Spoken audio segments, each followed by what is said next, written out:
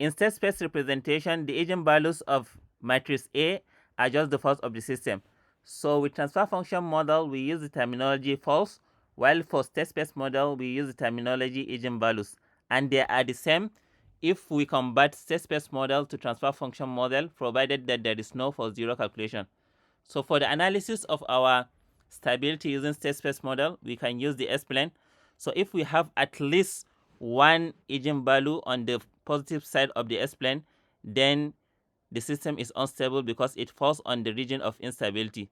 So if all our eigenvalues are on the left hand side of the S-plane, then our system is completely stable because they all fall on the region of stability. And if at least one of the falls on the vertical axis of the S-plane, while the others are on the left hand side of the S-plane, then the system is marginally stable.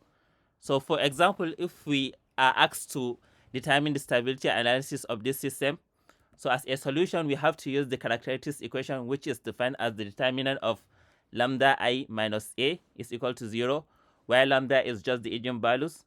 So as you can see from the characteristics equation, from our given state space model, we just need the A matrix. So we just have to identify our A matrix from here.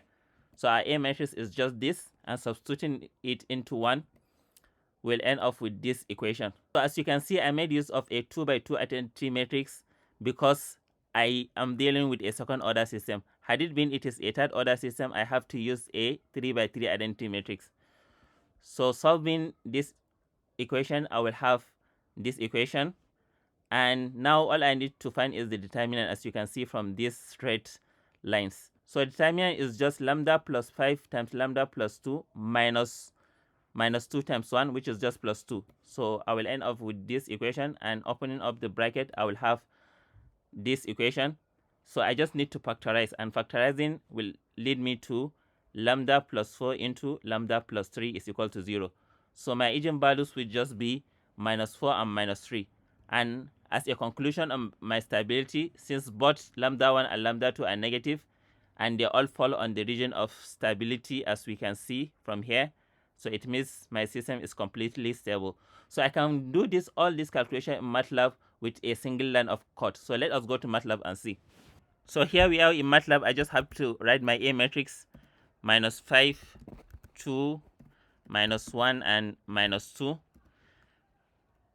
And I just need to use the EIG function, so EIG, and then the argument is just the A matrix.